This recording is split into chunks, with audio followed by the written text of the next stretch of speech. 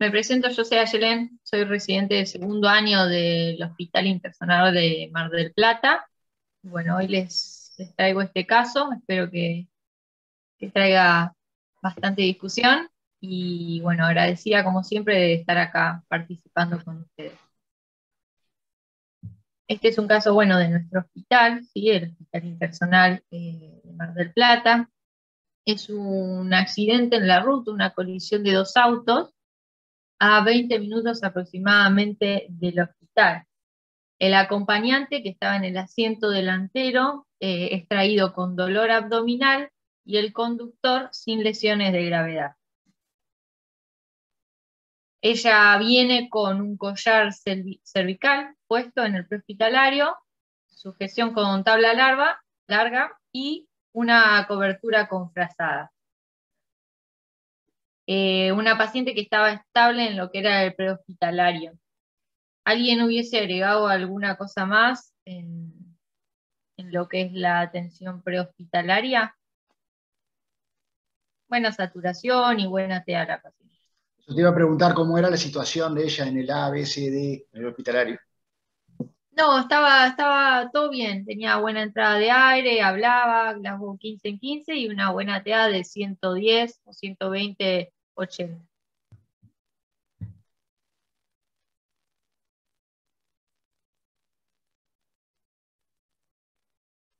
Bueno, yo no sé, la verdad que al estar estable, como mucho, una vía, que se me ocurre a mí, no sé si a alguien se le ocurre alguna cosa más que quizás falte acá. Una paciente estable. Oxígeno no se le niega a nadie. Habíamos convenido que no hay nadie alérgico al oxígeno. Bueno, paso a la siguiente filimina. La paciente llega una hora después de ocurrido el trauma, porque teníamos 20 de ida, 20 de vuelta, y hasta que realizaron el llamado, más o menos una hora, hasta que la paciente llega al hospital. Como les comentaba, la paciente tenía una vía aérea permeable, estaba lúcida, tenía buena entrada de aire bilateral, con una buena saturación, una tensión arterial de 110/80 y una frecuencia cardíaca un poco elevada de 100, con un índice de shock que da 0,9. Tenía un Glasgow de 15 en 15, movía los 4 miembros y se veía, ahora vamos a mostrar de nuevo la foto, una marca de cinturón de seguridad en el abdomen inferior y algunos desgarros cutáneos en ambas ingles. También al examen físico el abdomen estaba doloroso de forma difusa, sin defensa ni reacción y con dolor lumbar. Esta era la imagen un poco más agrandada, no sé si se ve mi mouse, pero bueno, la marca del cinturón igual creo que se ve bien, y los desgarros cutáneos a nivel inguinal. Es interesante esa imagen que estás mostrando, es muy interesante, Yelén, porque muestra justamente, evidencia, la posición de la banda horizontal del cinturón de 3 puntas de manera inadecuada por arriba de las crestas ilíacas, es decir, directamente comprimiendo el abdomen, ¿no? Exactamente, por eso la traíamos la foto al momento. Y esta mancha que se ve en lo que es la ropa interior de la paciente está relacionada en realidad con los desgarros cutáneos porque tenía un examen ginecológico, ¿sí? Y un tacto rectal normal, ¿sí? No era un sangrado ginecológico ni anorrectal. Vuelvo un segundito para hablar de las conductas a la filimina de cómo estaba la paciente. ¿Qué harían? ¿Qué conductas tomarían con esta paciente en los primeros pasos? Fast, y fast.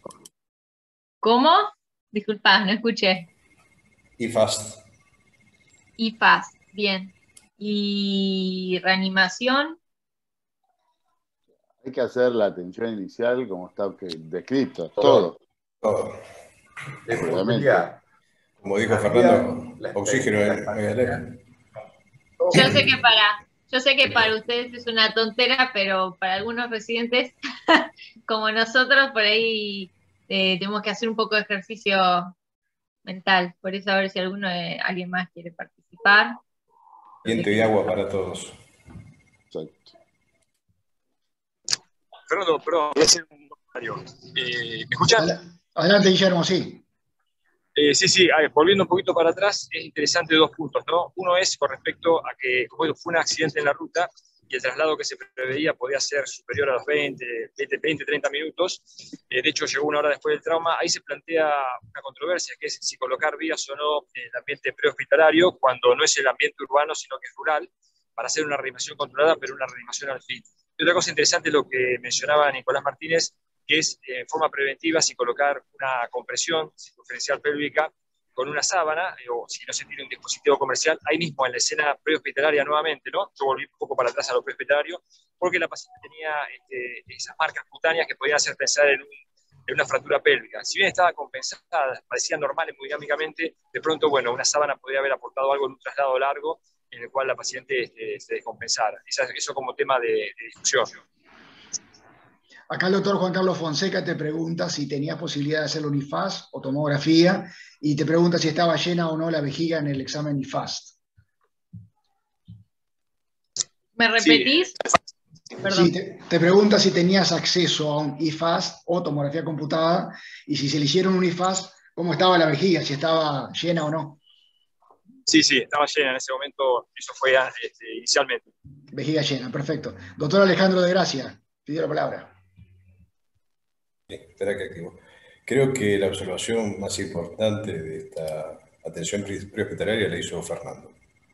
La marca que tiene el cinturón y la colocación no adecuada es el antecedente traumático de la patología trauma, con lo cual no es como para minimizar los detalles, sino para resaltar. La marca que tiene en el abdomen, con el paciente luego de una hora sin vía, si tuviera alguna lesión pélvica, tendría que haberse manifestado, si bien está en 110-80 y es joven. Y el otro riesgo es el aumento brusco de la hiperpresión abdominal, que puede provocar estallido de vejiga o inclusive estallido de víscera hueca, a veces duodeno, con lo cual la manifestación clínica va a ser posterior y no tan inmediata. Y el otro tema que nombraba Guillermo, si el paciente va a ser trasladado más de una hora de traslado, creo que ese paciente merece tener una vía para ese traslado, porque el tiempo insubido del traslado es mucho más de 15 minutos. Así que la probabilidad de que ese paciente se pueda descompensar durante el traslado tiene que tener un acceso venoso por la eventualidad. Colocar un acceso venoso en el camino, en el traslado, es muy dificultoso. Así que si estimaban que tenían una hora o más de viaje para ser atendido en la atención inicial, tal vez deberían haber considerado la opción de poner una vía.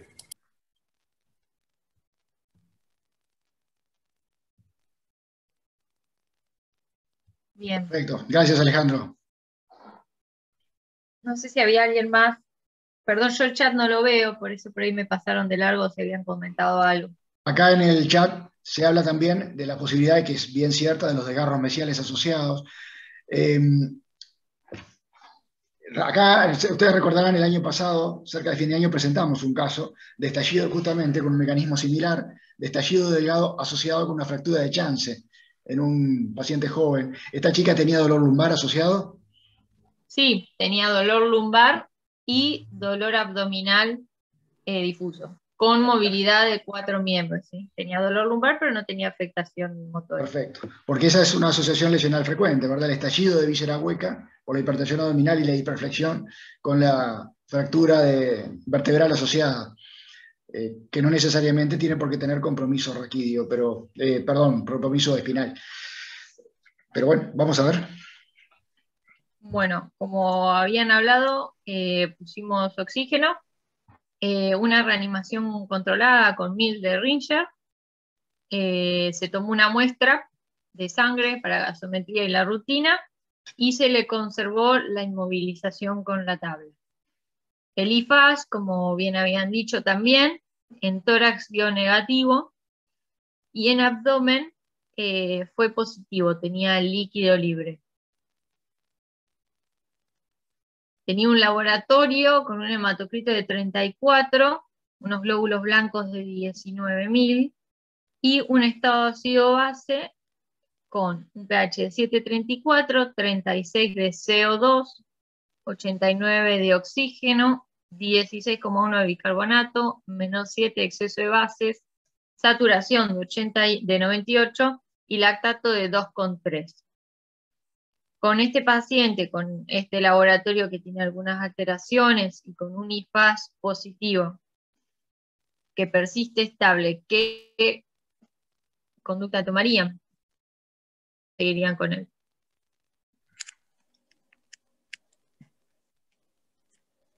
Ahí lo veo, Ale, que dice TAC. A ver, ¿algún residente que quiera opinar? ¿Algún cirujano joven? Estamos opinando TAC solo de los veteranos.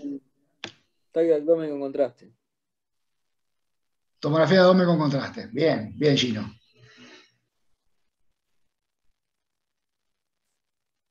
Creo que estamos todos de acuerdo, ¿verdad?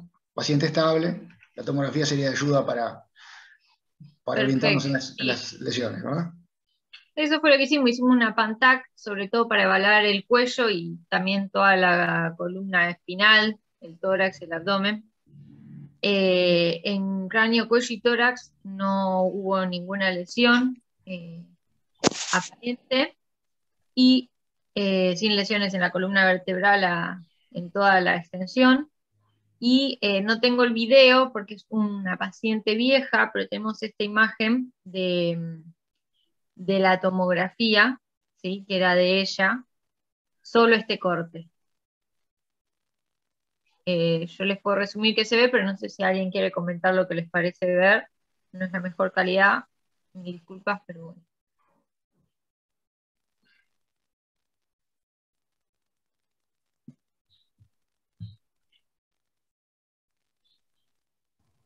¿Alguien que quiera participar? Si no, les cuento.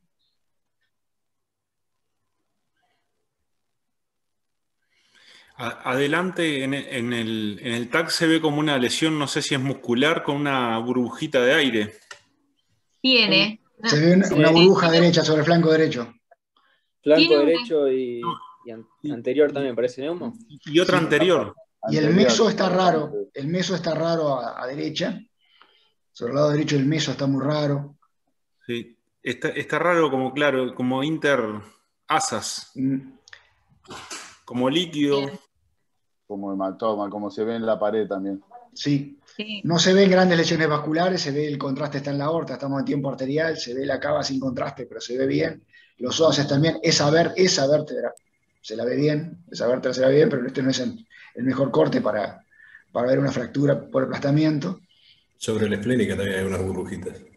Sí, y por delante de la aorta y del psoas izquierdo, no sé si esto es visceral o es colección. Por delante de la aorta y el... Eso, delante, arriba de la esplénica. Sí. ¿Esto?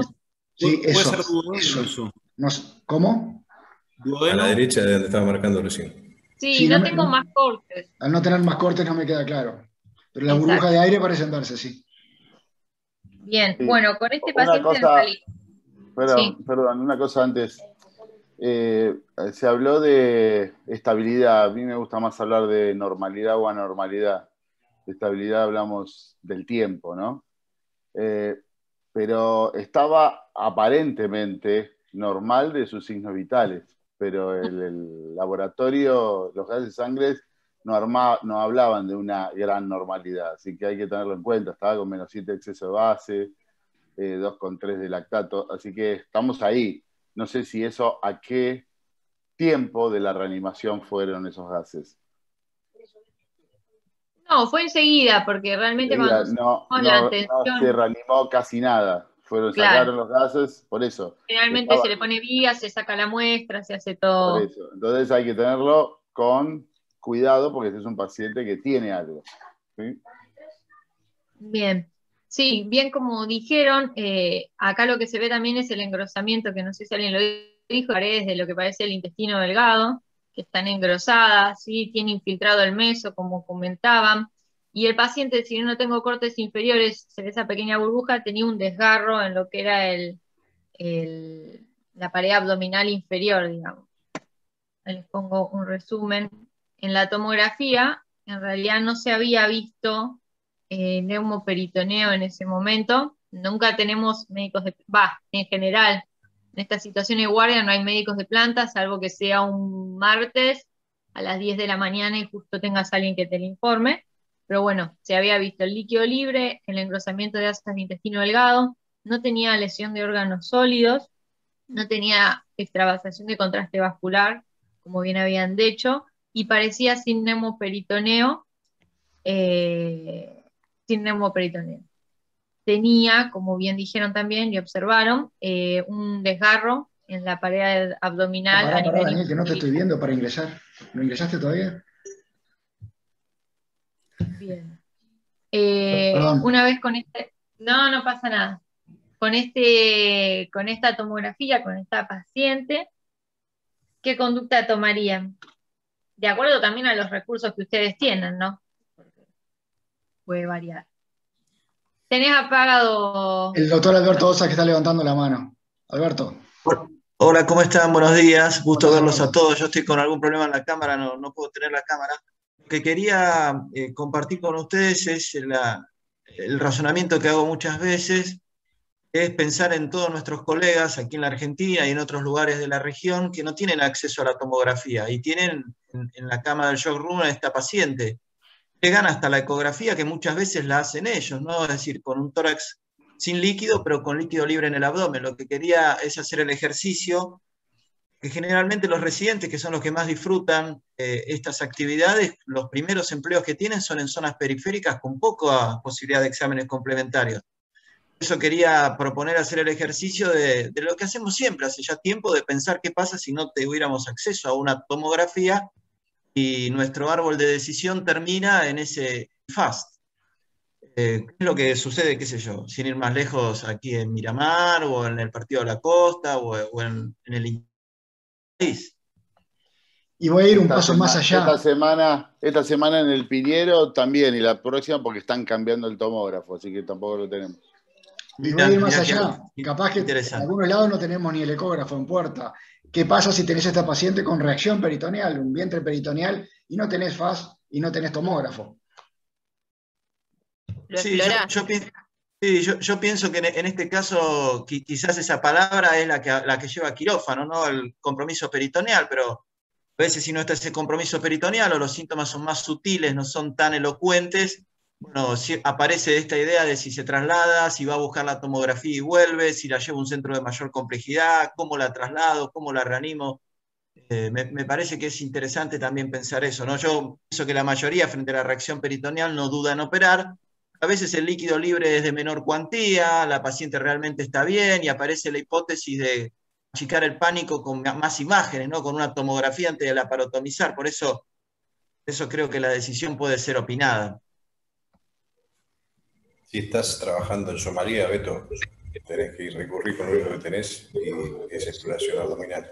Suficiente. Creo que todo lo demás de especular que se puede hacer un tratamiento no operatorio, contemporizar el tratamiento o lograr una derivación, que no sé cuál será la opción que tienen ustedes, pero para nosotros lograr una derivación sería dilatarla en el tiempo. Si no tenés recursos, entonces volvemos a la cirugía de hace 40 años, 30 años, en donde la resolución ante la sospecha pasa por la cirugía. Si puedes hacer una láparo por video o bisturí a mano armada. Sí. Lo único que podría hacer es la laparoscopía, como algo. El lavado te va a dar sangre. Creo que el esto lavado reafirma... te puede dar sangre, Claro. pero no te... si tiene alguna víscera hueca rota que tenga el contenido de fibras o bilis, pero si te da negativo, a veces el lavado no es tan sencillo hacerlo, así que no te termina sacando la duda y no descarta la lesión retroperitoneal. Porque Alberto habló que ecografía tenía. Hasta ecografía llega Alberto, no es que solamente es un abdomen. Ya sabemos que tiene líquido libre, así que el lavado es algo relativo. Nicolás Martínez, ¿habías pedido la palabra? Me pareció que levantabas la mano.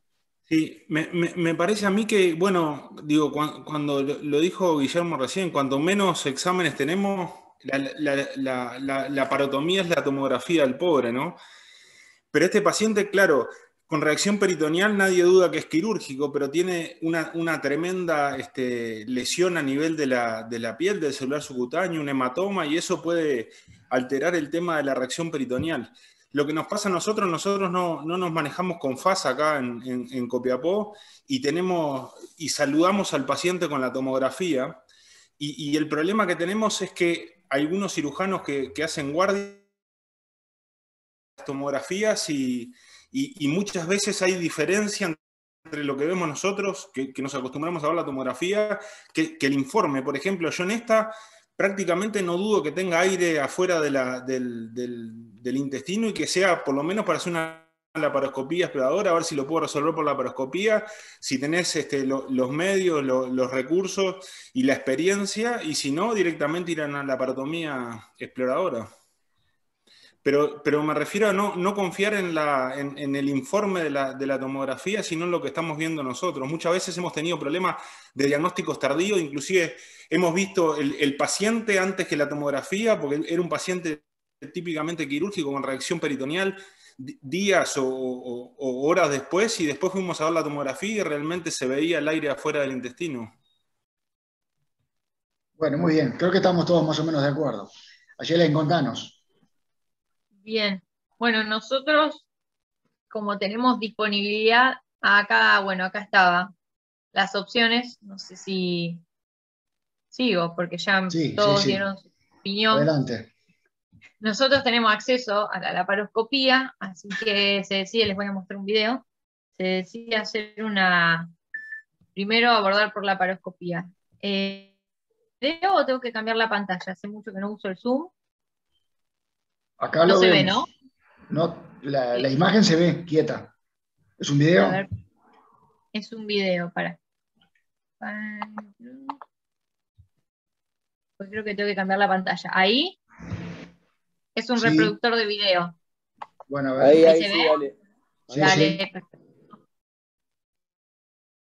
Ahí se ve algo de líquido serohemático. Los dejo que miren esas asas, que no está normal. Mostrame el páncreas.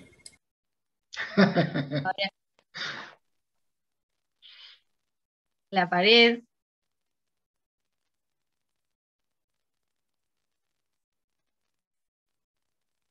Qué feo color. Esas asas están negras. Qué feo color. Necrótico todo. Infarto intestino mesentérico sectorial. Estómago. Puede ser.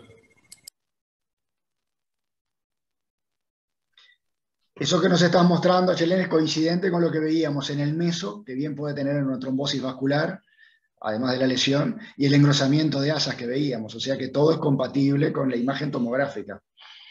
Se los pongo una vez más por si las dudas, si a alguien le queda alguna imagen.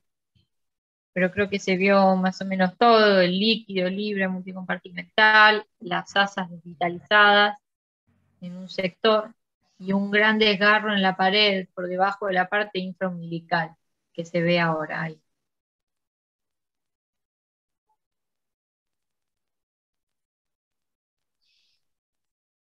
Acá el doctor Juan Carlos Fonseca te dice, convierta. Por el chat. Bien. ¿Alguna opinión más? Te están pidiendo a gritos conversión. El doctor Alejandro de Gracia, bisturaza positivo, con 3 cruces. Bien, ahí cambia la pantalla. Volvemos al Power. Creo que estamos todos de acuerdo que esa imagen pide bisturí, ¿no? Bien, como ustedes bien decían, se decide la conversión y se hace una incisión mediana infraumbilical. Se observa que había 60 centímetros aproximadamente de ilion desvascularizado. En ese momento la paciente tenía una TA de 170 sin drogas vasoactivas y con un estado ácido base básicamente igual que al ingreso. Conducta con esta paciente: resección y anastomosis, ileostomía y fístula mucosa, digo, por decir, las escucho.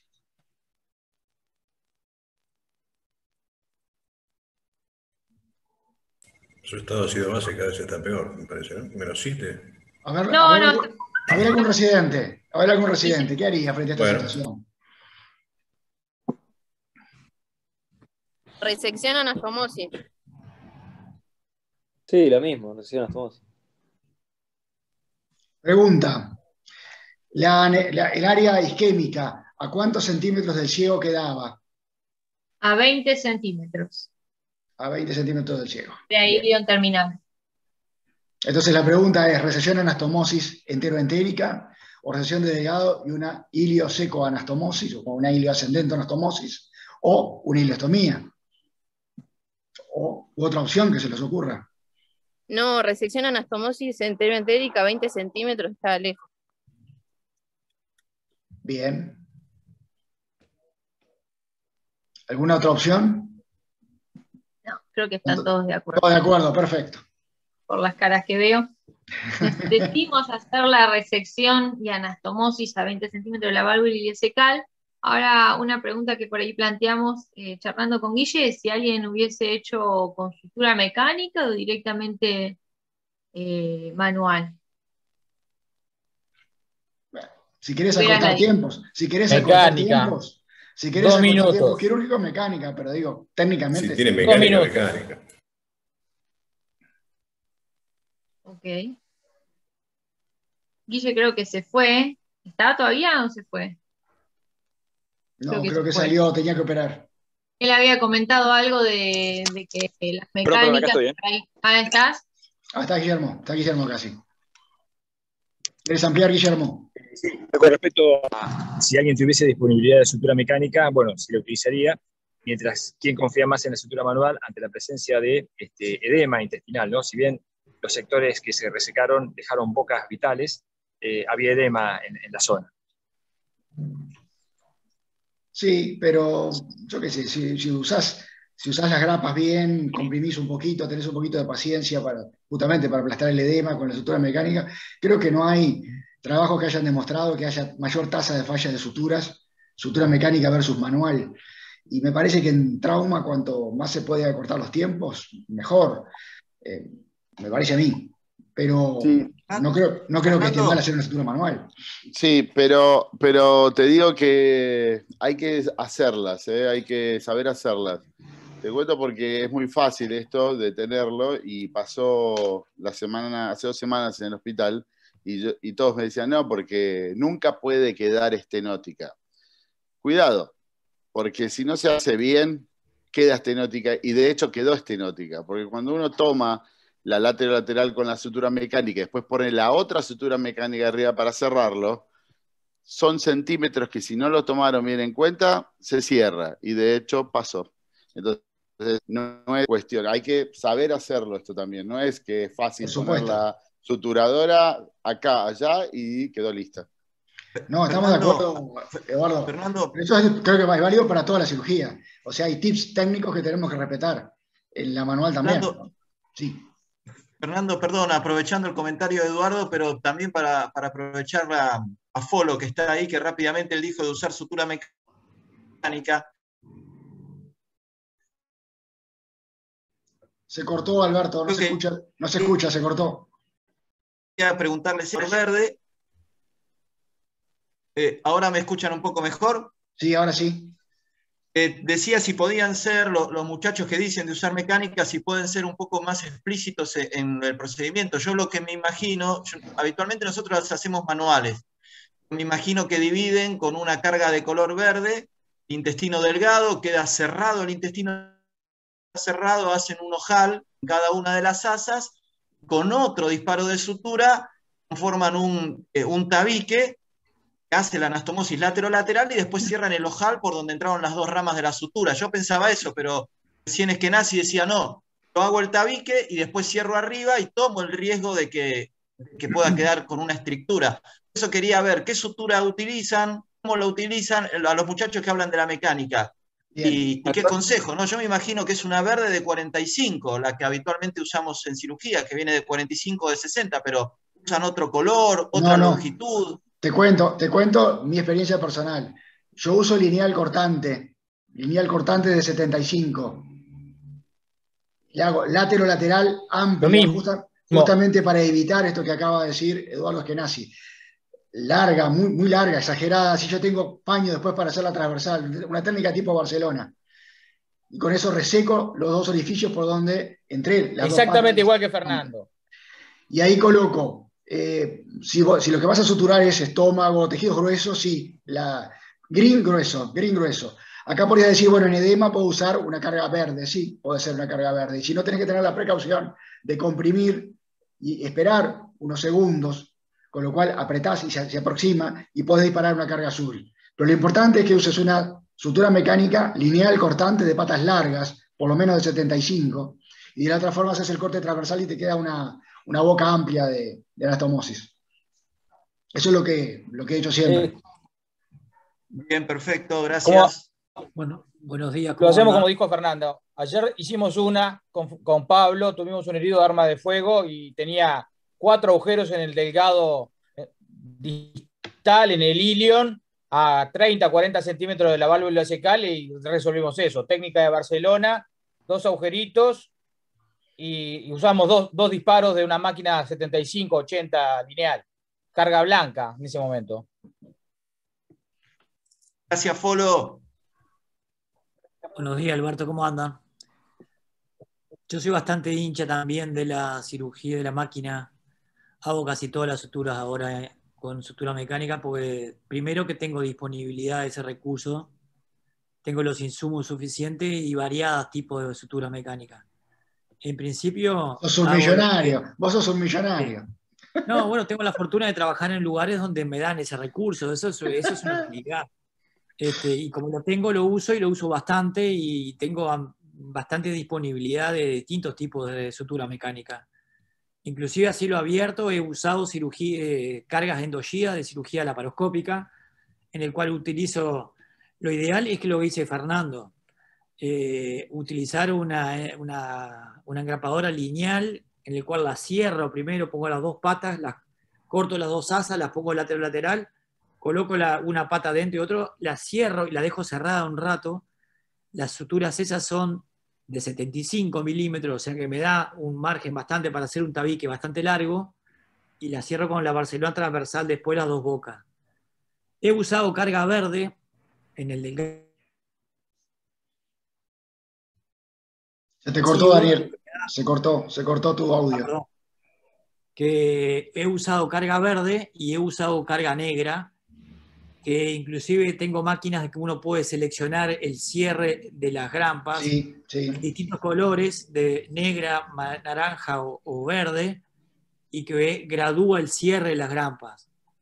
Y he usado grampas con cargas negras también de 3 hileras de gancho. Y he usado cargas de endogía de cirugía de endoscopio a cielo abierto, utilizando grampas de 60, con cargas de 60 violetas. O sea, he usado de todo tipo. Lo que decía Eduardo, yo comparto, se puede hacer también manual. Y como dice Fernando, lo importante es hacerla bien manual y también mecánica. O sea, hay que saber utilizar las 2 cosas.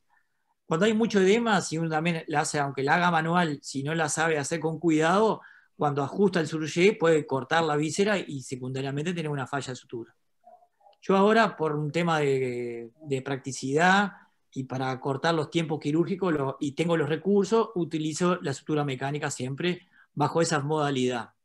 Indistintamente a veces utilizo la de 75 y he usado mucho la endogía, me gusta mucho la endogía de cirugía laparoscópica con carga larga de 60, transversal, y después lo cierro. Y he andado bien, no he tenido ningún tipo de problema con ese tipo de sutura. Realmente. Gracias, Daniel.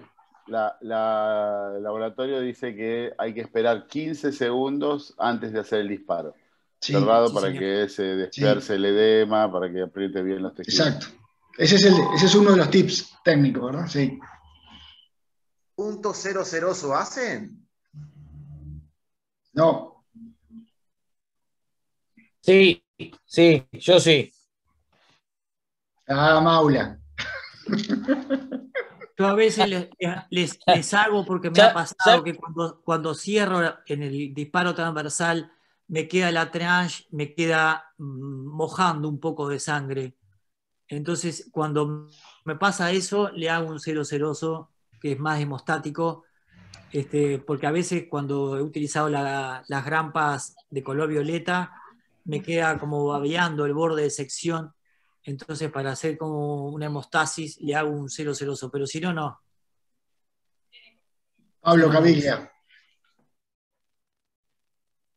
Es una pregunta sobre todo para Yelén, que no me quedó muy claro. Estamos hablando de la parte puntual de la resección, anastomosis de un área desvitalizada.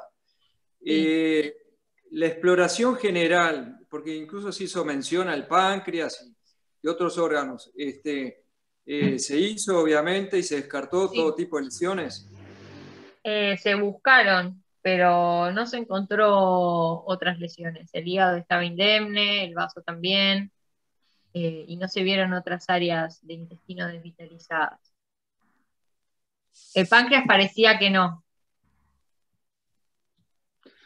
Porque a nivel visceral, me ha ocurrido en alguna oportunidad que las áreas de desvitalización no están tan bien definidas con este tipo de lesiones, porque esto es producto de desgarros, ¿verdad? Y de lesiones de mesos, lesiones vasculares. Y a veces queda duda incluso cuál es el sector más apropiado para realizar la resección anastomosis. Es todo un tema, me parece. Es diferente que la lesión de arma blanca o por arma de fuego. Acá son tracciones de mesos, elementos de desgarros venosos, trombosis muchas veces, y a veces esto es igual a relaparotomías porque nos encontramos en una nueva exploración de que se extendió el área de isquemia y necrosis. En este caso, no sé bien cómo habrá sido el desgarro del meso, pero evidentemente la lesión fue lo suficientemente importante como para delimitar esa zona, digamos, estaba bien delimitado, y por eso hicieron la resección, digamos, ahí. Puede ser que sea raro, como vos decís, que por ahí en una arma blanca de fuego tenés la sección entera del vaso, la herida, pero Alejandro en este de caso se vio otra cosa. No. Excelente, vuelvo a preguntar. ¿El páncreas no tenía nada? Te lo pregunto porque cuando mostraste el video había algunas gotitas de grasa flotando y una de las probabilidades es que por la mecánica lesional no le haya transeccionado el páncreas y pase desapercibido. No sé la tomografía porque tenemos un solo corte, pero creo que como lesión asociada hay que tener la sospecha y estar cuidadoso, ¿no?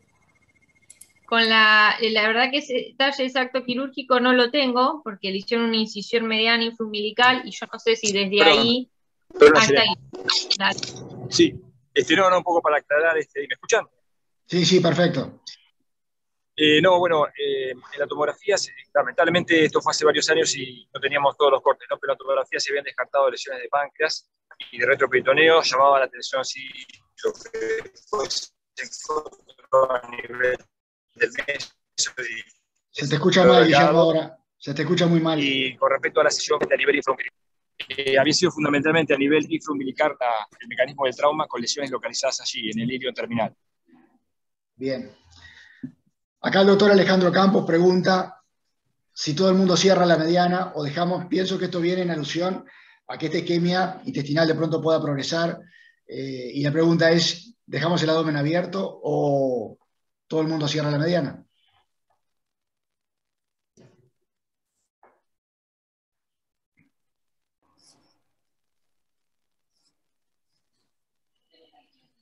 Depende para mí cómo esté el enfermo en el intraoperatorio. Creo que el anestesista juega un rol fundamental. Creo que no tenía indicación de dejárselo abierto, no fue un control del daño lo que se hizo, fue una reparación. Si no hay edema intenso, si no hay aumento de la presión intraabdominal, si no hay pérdida de la relación de contenido y continente y te dan los bordes, dejarle la mediana abierta en el abdomen abierto y contenido para controlar si esa anastomosis anda bien, en este caso me parece que hay que tomar un poquito de riesgo y cerrarla y ver qué pasa. No es una indicación de control del daño. Bien. Totalmente. Y la pregunta es, más allá de la anastomosis, la isquemia, ¿les puede generar alguna duda como para dejar un abdomen abierto?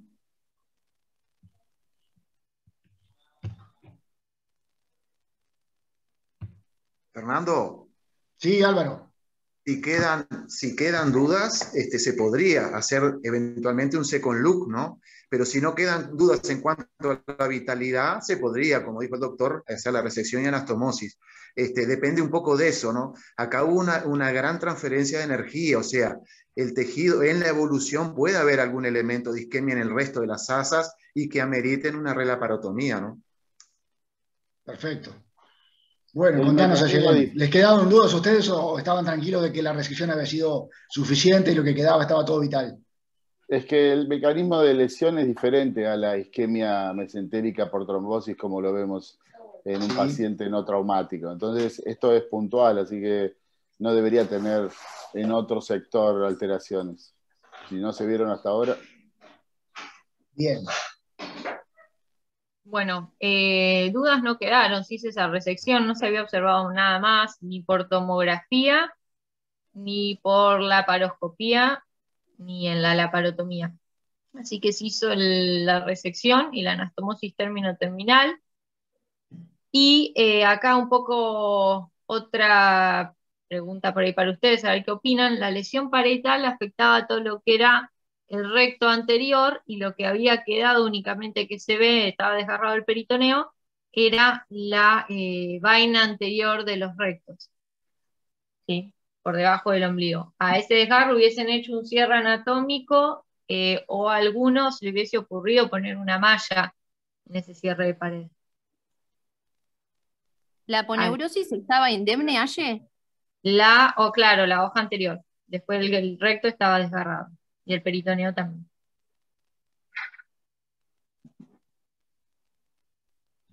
Bueno, a ver los residentes. ¿Qué hacemos? ¿Reparación primaria, malla? El residente Alberto Osa, está levantando la mano. Sí, che, lindísimo esto último que dejaste anotado en rojo, Ayelen, porque nos hace recapitular con el cierre parietal, que veníamos todos embalados, felicitándonos entre nosotros de cómo íbamos a cerrar borde a borde la aponeurosis. La verdad que genial este último párrafo en rojo, porque nos hace por lo menos tocar un poquito el freno y ver qué cierre vamos a hacer, ¿no? Porque si uno empieza a tomar los ingredientes, ¿no? Que hay una anastomosis intestinal, que hay una reanimación, que quizás a uno le puede impresionar que hay edema retroperitoneal, o el anestesiólogo empieza a ver que hay aumento de la presión en la vía aérea y la presión intraabdominal puede ascender y encima la pared es mala. Pienso que ahí gana más fuerza la hipótesis de transitoriamente dejarlo con un cierre temporario, con un vacuum o con lo que uno se sienta cómodo y ver qué progresión tiene este desgarro. Coincido con lo que dice Eduardo, la isquemia intestinal como cayó quedó, pero esta lesión parietal puede progresar o empeorar, o el hematoma dar paso a una diabrosis y a que se licúe el recto. O sea que me parece interesantísimo poner este condimento a Ayelen para ver si todos siguen con el pecho inflado de, yo cierro el abdomen, o si alguno recula y dice, no, un momentito, para que invento algo acá en la pared.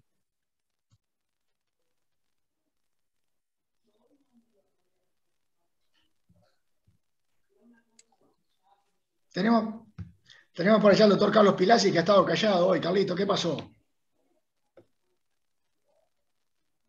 Hola, ¿qué tal? No, es que estaba haciendo algunas cosas aquí domésticas, pero estaba escuchando atentamente. ¿Y qué hacemos con esta pared, Carlos? ¿Qué te parece a vos? No, o sea, yo estoy de acuerdo en cerrar. Se te cortó el audio. No tiene indicación de abdomen abierto. La es bastante... Si uno tiene la duda, por supuesto, con el abdomen abierto, pero en este caso me parece que no. Y el cierre después de una resección y anastomosis, me parece que ningún cuadro extraño podría andar bien y cerrar, sería cerrar primario, sin malla, por supuesto. Un comentario solo con relación a las suturas mecánicas, que no sé si es que lo dijeron, si no, disculpen, pero era en relación, si que alguien ponía puntos, porque yo sí pongo 4 puntos siempre en la sutura mecánica, que para mí siempre es la elección, porque es más rápida, y uso igual que lo que decía la 75 cortante, con la técnica que se describe, técnica de Barcelona. Pero yo siempre pongo 4 puntos. Uno a cada uno de los extremos de la línea de sutura, y eso básicamente es para, como el intestino se va a mover, cuando se traccione, no traccione sobre la línea de sutura, sino que traccione sobre este punto. Tiene una... Los otros dos son en cada una de las esquinas, como para enterrar, imaginar los cachitos que quedan en las esquinas. Yo no sé si todo el mundo lo hace así o si alguien no le pone, yo creo que no toma de verdad 2 minutos más, y la teoría dice que, bueno, da más protección, ¿no? Gracias, Carlos. Nosotros también, como decía Carlos, la malla en este caso que tuvo una resección de intestino, y quizás el ambiente esté contaminado, habíamos charlado que quizás el cierre anatómico sería ideal. Sí, creo que estamos todos de acuerdo, ¿verdad? No poner una malla de polipropileno en un ambiente donde estamos haciendo una sutura digestiva. ¿Le hicieron un cierre primario entonces? ¿Una aproximación primaria? Cierre primario, Aparte, sí. ¿desgarro a qué te refieres desgarro? ¿Son algunas fibras del recto? Sí, igual No estaba seccionado completo. Sí, lo llamativo fue que se comprobó más que nada, más que por la tomografía, lo vimos por la laparoscopía, como parecía que el desgarro era de adentro hacia afuera, porque la fascia, o sea, la vaina anterior del recto, que hace nivel, la vaina solamente por delante del recto, una nivel infraumbilical, estaba intacta, mientras que el músculo y el peritoneo tenían un desgarro completo. Entonces, bueno, al preservarse la fascia, eso también dio la posibilidad de un cierre primario después. El desgarro eran algunas fibras del recto. Sí, de todas formas, estas lesiones parietales, dejadas a su evolución, si no se reparan, van a la hernia interna, van a la hernia. Es una forma particular, es una suerte de ventración traumática, podemos decir. Yo contribuí con uno de los casos, hay varios casos publicados, lo publicó Joaquín Bado en el Hospital Maciel, de hernias post-traumatismo por roturas parietales inadvertidas o no tratadas en el manejo primario del traumatizado en el marco del trauma cerrado. Pero con pared anterior, tenía la pared, esto es infraumbilical supuestamente. Claro, infraumbilical. Infraumbilical supuestamente no tenemos pared posterior y lo único que tiene es el componente anterior. Así que si no está roto el componente anterior, ¿se vio igual así, ventraciones, solamente por el músculo? Yo no recuerdo ahora las topografías de los 3 casos que él publicó, no te puedo decir exactamente. En las superiores podría decirte, pero en la inferior... Pero una de ellas creo que sí que era infraumbilical, sí. Si mal no recuerdo, una de ellas era infraumbilical. Pero no te lo puedo decir con certeza. Bueno, sigo con la evolución de la paciente. Ya estamos terminando. Tuvo un hilio posoperatorio las siguientes 3 y 4 días. Tuvo una infección en la herida operatoria, pero que resolvió con el tratamiento antibiótico. Tuvo el alta nosocomial en el día 10º posoperatorio. No fue posible, como bien hablaban ustedes del tema de la pared, hacer un seguimiento a largo plazo para ver si había hecho alguna eventración. Y unos, digamos, comentarios finales sobre el líquido libre sin lesión de órganos sólidos, que es un tema que charlamos seguido, no pasa de moda. En aquellos con dolor y defensa y peritonismo, como opción tenemos la laparotomía, y si hubiese laparoscopía, que quizás yo lo charlaba un poco con Guille, para lavar o esas cosas, también si uno tiene disponibilidad, y para ver la lesión, podría ser. Dolor, como esta paciente sin defensa ni peritonismo, se podría hacer una laparoscopía exploradora. En aquellos pacientes sin dolor y con un líquido libre laminar menor a 2 espacios, se puede hacer un seguimiento de tratamiento no operatorio. Y en aquellos en los que el abdomen no es evaluable o clínicamente no son aptos, o están en asistencia respiratoria mecánica o que se contraindique la laparoscopía, nosotros le encontramos ahí el lugar a lo que sería el lavado peritoneal directo. Y nada más, eso es todo. Así que bueno, gracias por escucharme y gracias por los aportes. Excelente la presentación, Ayelen. Muchas gracias por el caso que nos traes. Muy bien presentado y muy bueno este resumen final. Muy bueno. Bueno, si están de acuerdo, seguimos adelante con el segundo y último caso. Doctor Diego Sauré, de Concordia. ¿Cómo les va? Buen día a todos. ¿Cómo estás, Diego? Muy bien, un placer estar de vuelta. Un placer verte bien, de verdad. Gracias. Sabes que te quiero un montón acá. Comparto pantalla, ¿puede ser? Adelante. ¿Se ve? Sí, se ve. Bueno, perfecto. Les voy a presentar un paciente. Primero les voy a localizar dónde estoy yo. Yo estoy en Concordia, Entre Ríos.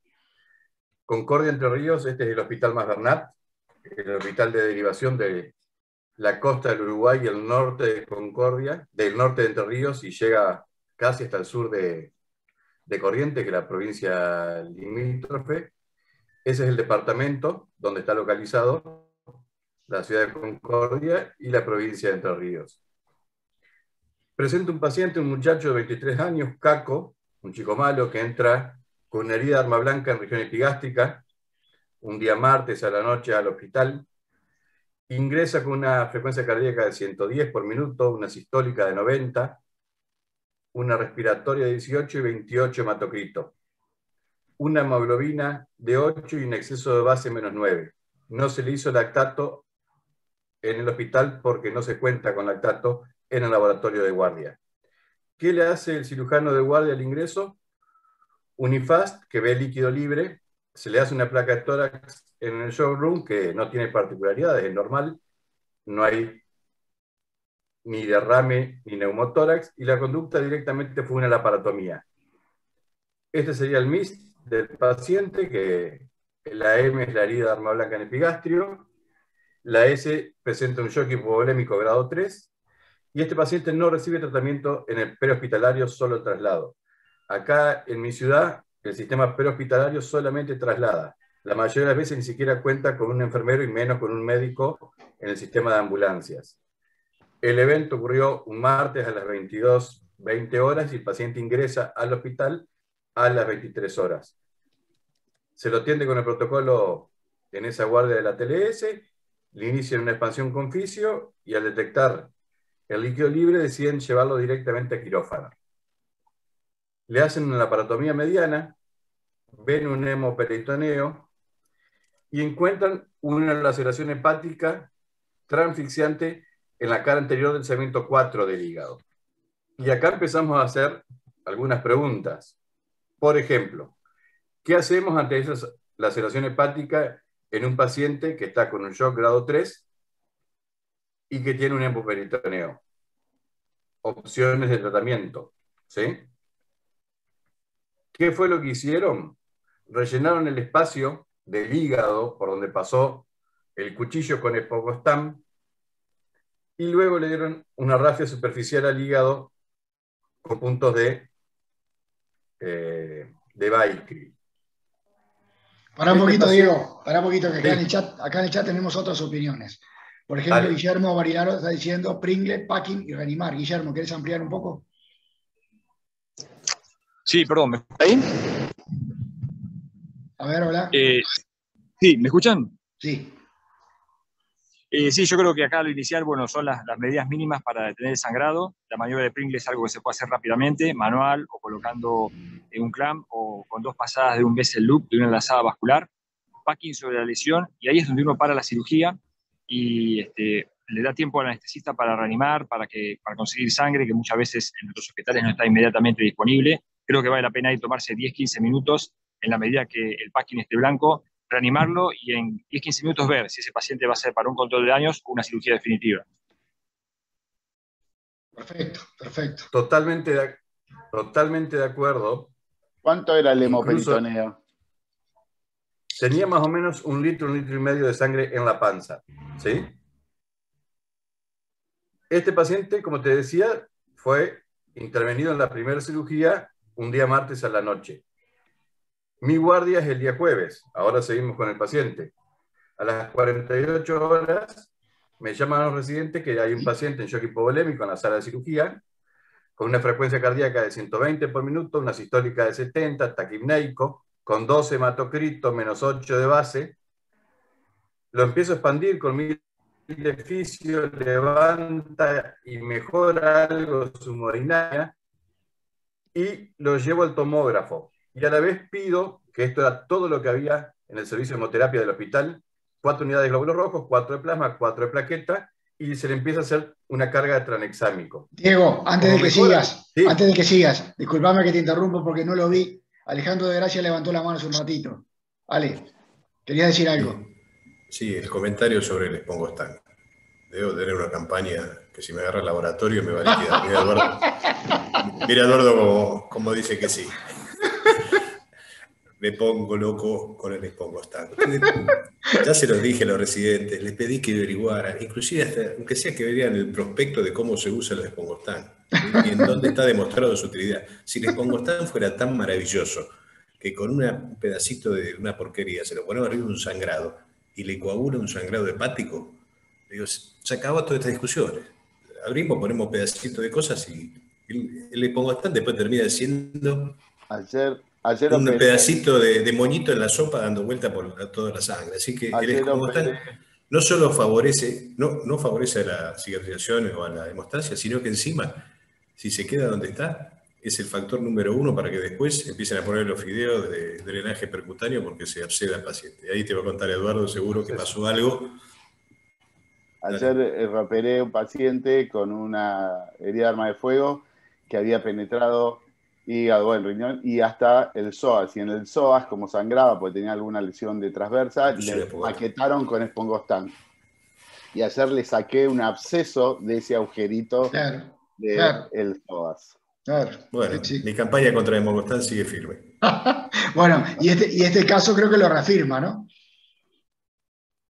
Ojos que no ven, corazón que no siente también, ¿no? Tapamos con el parchecito y seguimos para adelante. Bueno, se había logrado una mejoría transitoria del paciente, lo pudimos bajar al tomógrafo y acá empezamos a ver las imágenes a las 48 horas de esa primera cirugía, donde vemos líquido libre, perihepático, y empezamos a ver un grande a nivel del hígado. Fíjense que va desde la cara anterior hasta atrás, ocupa casi todo el hígado, con sangrado, con un blush arterial, con sangrado activo. Entonces decido llevarlo al quirófano, ¿sí? Y siguiendo más o menos lo que decía Guillermo Barilaro, se le hace una laparotomía mediana, se aspira la sangre, decolamos todo el colon derecho, a mí me es fácil movilizar todo el colon para luego hacer el packing. Se le hace una Pringle, primero manual y después con un Satinki. Una vez hecha la Pringle, retiro los puntos del hígado, empiezo a aspirar y ahí se viene la maroma de sangre arterial activa a través del agujero del hígado, ¿no? Y se le coloca un balón artesanal, que eso es lo divertido de esta presentación, más un packing, más un back. El paciente, ahora les voy a pasar las imágenes de la cirugía, se le pasan esas 4 unidades de sangre, las 4 de plaquetas y las 4 de plasma, que era todo lo que había en el hospital en ese momento, y pasa a UTI normal hemodinámicamente, sin vasopresores. Diego, te interrumpo un segundo para hacer una pregunta al grupo, porque tú dijiste una cosa que hiciste que yo personalmente no la hago, pero quiero ver la opinión del resto. Si yo pienso que voy a tener que adjuntar un packing en el hígado, no hago cattle brush, justamente uso dejo el colon para apoyar las compresas inferiores. No sé, ¿el resto hace cattle brush si piensa que va a ser un packing hepático?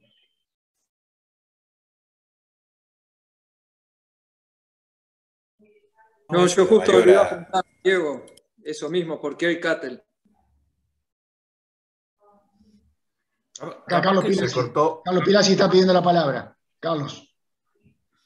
Sí, yo estoy de acuerdo con no hacer la maniobra de cattle si es que tengo certeza completa del trayecto del arma.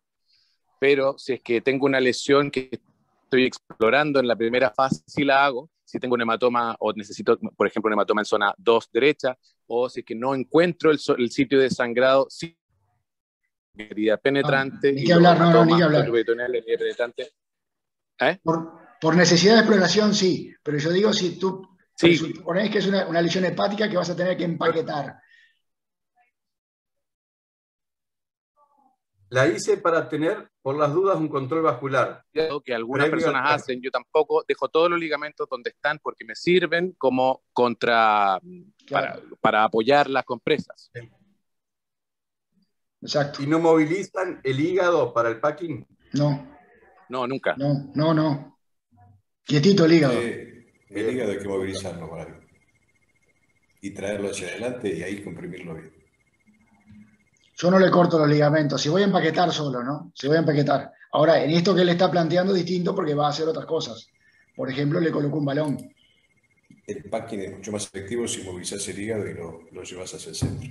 Y la maniobra de Cáter, si estás explorando una lesión asociada, y cuando vimos la tomografía que le atravesaba todo el hígado, tiene dos ventajas, aunque no hecha rutina para hacer el packing, sí para explorar. A ver si para explorar, si estamos de acuerdo. No pasó más atrás o para control vascular. Sí. Para exploración estamos totalmente de acuerdo. Y para hacer el packing requiere de que el hígado esté movilizado, a mi entender. Hay otros que no lo hacen. Fer, yo estoy en desacuerdo con eso. Me parece que es todo lo contrario. No es necesario hacer movilización del hígado para hacer un se te escucha entrecortado, Carlos. Apoyarla. Se escucha entrecortado, Pilar. No se escucha, está todo cortado tu audio. ¿Por quién está? No se escucha nada, Carlos. A ver, intentamos de nuevo. Me cambio de lugar y vuelvo a hacer el comentario. A ver.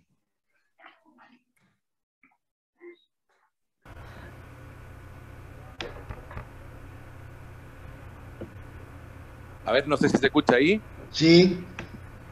Bueno, mi comentario era que mi posición es opuesta. Me parece que el packing no es necesario hacer la liberación, todo lo contrario.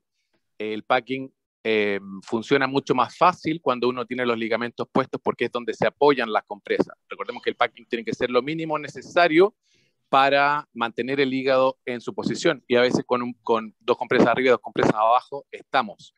Si uno moviliza el hígado completamente, necesariamente, bueno, aparte de los problemas que puede tener al movilizarlo, si es que no se dedica a eso, es que termine poniendo mucho más compresas de las necesarias, porque el hígado ahora ya va a estar móvil y no va a tener cómo tener un contrapunto.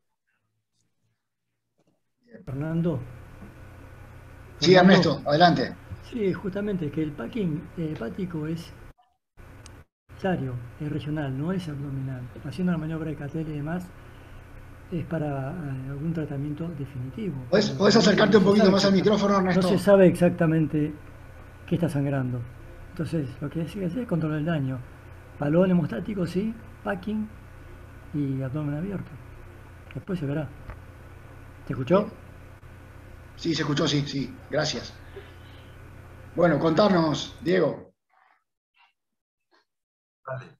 Ahí donde está el cursor, están colocadas dos valvas, se ve el agujero que había a nivel del hígado, ¿sí?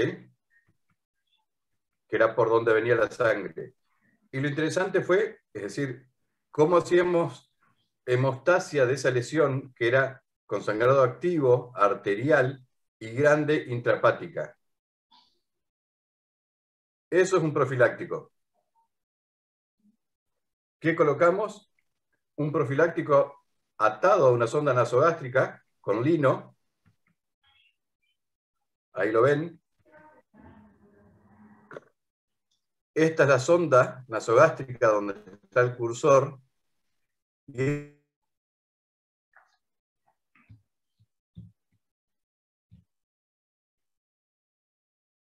No se te está escuchando, Diego, no sé si estás hablando.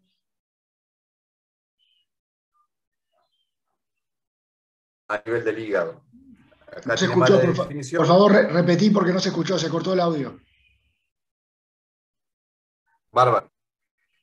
Armamos un balón para ponerlo dentro de la cavidad donde estaba sangrando el hígado activamente, con un profiláctico y una sonda nasogástrica atada a él. Ese balón lo colocamos en la cavidad y se infló con 120 centímetros de solución fisiológica. De esa manera logramos parar el sangrado de esa cavidad a nivel del hígado. Y luego se le hizo el packing y se le colocó un VAC al paciente. El paciente pasó a terapia, como les había comentado, normal hemodinámicamente, sin requerimiento de vasopresores, y a las 48 horas, con el paciente estable y normal, se lo lleva de vuelta a quirófano, se retira el VAC, se aspira un poco de sangre que había perihepática, se retira el balón que tenía colocado con el profiláctico, y luego la pregunta que uno se hace es, ¿qué hacemos con ese agujero? Lo dejamos así, el agujero hepático, le ponemos un drenaje, y la decisión mía fue en este momento llevarle un parche de Epiplom para rellenar esa cavidad. Sí. Se metió el parche de Epiplom pediculado para rellenar esa cavidad que era grande a nivel del hígado. Ya. Se le colocó unos drenajes perihepáticos y se hizo un cierre de la pared. A través de los drenajes, los primeros días vino un poco de líquido hemático y bilioso, ¿sí?, que se fueron agotando espontáneamente, se pudieron retirar los drenajes y el alta fue más o menos al 7º día del postoperatorio. Así que esa era la presentación del paciente. Y Escuela del Pobre, yo estoy en el interior, cuando contaban de suturas mecánicas y demás, acá ni siquiera te las envían ni las obras sociales para muchas cirugías programadas. Nosotros no contamos casi con la paroscopía en la guardia y tenés que resolver con lo que tenés. Entonces, una buena opción me puede colocar un profiláctico que hay en todos lados en los bolsillos de los señores para lograr cohibir o hacer un control del daño intrahepático. Yo tengo una pregunta. Sí. Adelante. Al principio de toda la presentación, el paciente tiene una herida de arma blanca en región de epigastrio. Le hacen una radiografía, un FAS con líquido libre. El paciente no recibe reanimación y lo llevan directamente a quirófano. ¿No se pensó reanimar un poco y hacer la tomografía? Porque después le hacen una tomografía con un hematocrito de 12 y una hemoglobina de 3. Por eso. Estamos de acuerdo. Ese paciente solamente lo reaniman con fisio y lo llevan a quirófano porque la herida penetraba la cavidad y, como te decía, y tenía el líquido libre. Directamente lo llevan a quirófano. Esa fue su primera cirugía. Yo lo conocí a las 48 horas estando yo de guardia en esas condiciones, que fue cuando se decidió reanimar un poco el paciente, mejorar su hemodinamia, poder hacer una imagen antes de ir a quirófano, empezar el transexámico, y bueno, y después, ya con esa imagen, uno fue con la idea de hacer un balón, de explorar la herida y colocar un balón intrahepático. Claro, claro, a lo que voy es no crítica de tu guardia jueves, sino de cuando lo recibieron. Yo no le haría una sutura solamente a la cápsula de Grissom, por ejemplo, en una herida transfixiante. Pero bueno, un problema por ahí, una discusión que hay acá entre los cirujanos de guardia de mi hospital, pocos hacen formación en trauma o les interesa el trauma. Y el switch mental es totalmente distinto del cirujano programado que el cirujano de urgencias o trauma. Pero es la que nos toca, esa es nuestra realidad. Carlos Pilasi había pedido la palabra. Sí, a ver, de acuerdo con me pareció buena la idea del balón artesanal. Creo que en vez de un preservativo, es mejor usar un dedo de un guante o un Penrose, porque vienen estéril y no traen vaselina ni antiespermático o otras cosas que pudieran a lo mejor favorecer la infección. Y creo que el tiempo para hacerlo era en la primera cirugía. O sea, el Spongostan, yo me sumo a la campaña anti-Spongostan del otro doctor, ningún rol en la primera porque efectivamente aumenta la infección.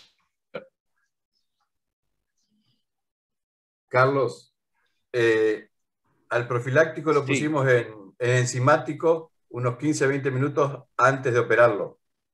porque de verdad ni siquiera sé si son estériles. No son estériles. No son. No. No. Por eso lo pusimos en enzimático, el mismo enzimático que usamos para la paroscopía, y después ese fue el que utilizamos. Estoy totalmente de acuerdo con que se debería haber hecho para ir a... Ahora en esto, otras veces he colocado dedo de guante, pero como yo veía que la cavidad era muy grande, quise colocar un balón más grande y se me ocurrió lo del profiláctico. Usaste un Megaprime.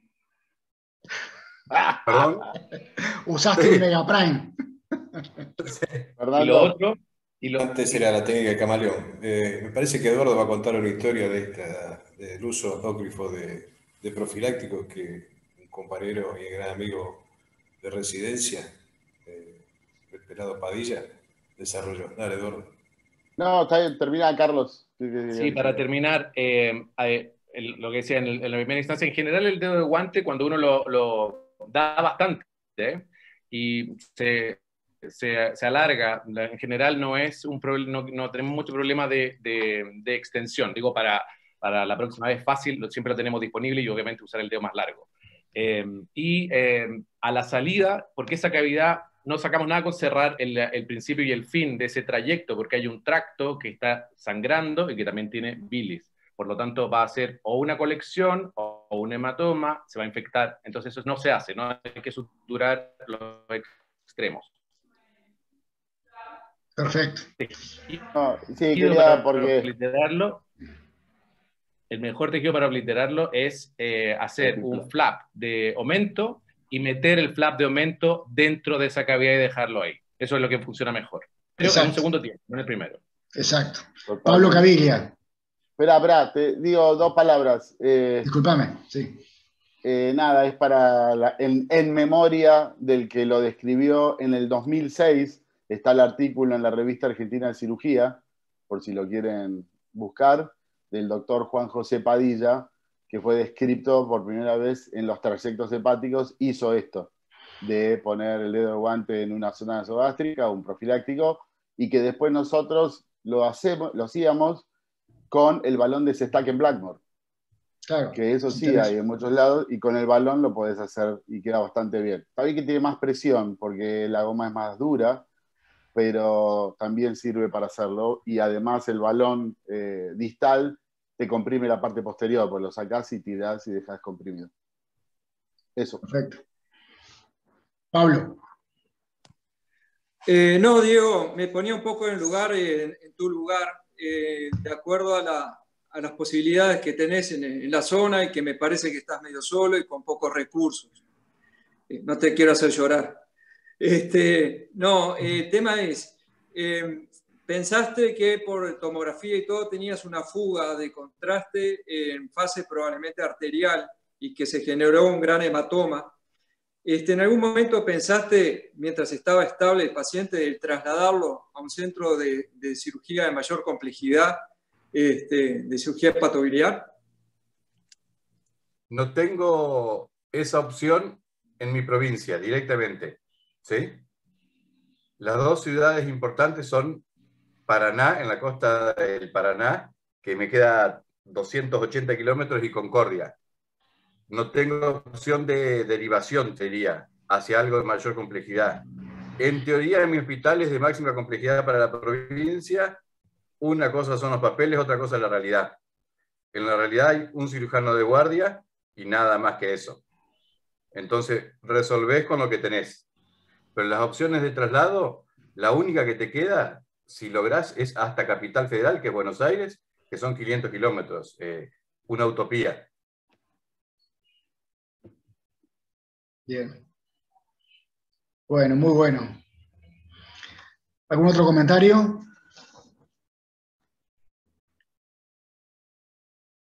En relación a la reanimación, un comentario corto que parece que como que siempre tratamos de ahorrarle sangre al banco de sangre y como que la guardamos para cuando el paciente está peor. Y la verdad es que lo que se ha visto es que la utilización de sangre precoz, pero balanceada del principio, aunque parezca más, ahorra sangre y componente sanguíneo. Por lo tanto, es mucho mejor, en vez de estarle dando cristaloide para ver, a ver cuánto aguanta y después ponerle cuando tiene hemoglobina de 3, ahí sí que te vas a chupar el banco entero. Es mucho mejor partir con lo que tenías ahí, 2-2-2, yo habría partido con 4-4-4, tranexámico de entrada y a lo mejor ahí, a lo mejor te hubiera aguantado mucho más porque la coagulopatía la vas a tratar. Entonces ese babeo constante probablemente va a reducirse y vas a terminar usando a la larga menos. Parece más y hay que convencer al banco de sangre, pero bueno, hay evidencia que lo respalda absolutamente. Así es que solamente ese comentario, como de usar la sangre antes, aunque parezca que nos vamos a chupar el banco entero. Exacto. Reafirmando este concepto, en prácticamente todos los estudios de los últimos años, lo que se ha visto como más positivo de los protocolos de transfusión masiva es el ahorro de sangre de los bancos de sangre, más que el impacto en la sobrevida. Sobre todo es la economía justamente en sangre en todos aquellos centros que desarrollan protocolos de transfusión masiva que precisamente de inicio comienzan con lo que parecen ser grandes volúmenes, ¿verdad? Bueno, Diego, muchísimas gracias por tu presentación, muy interesante el caso. Muchas gracias a todos por todos sus aportes y comentarios. Hemos aprendido mucho y los invito para el sábado que viene a volvernos a encontrar en nuestro Ateneo. Un gusto verlos. Que pasen muy bien. Saludos. Ahí compartí el trabajo. Buena semana. Chao.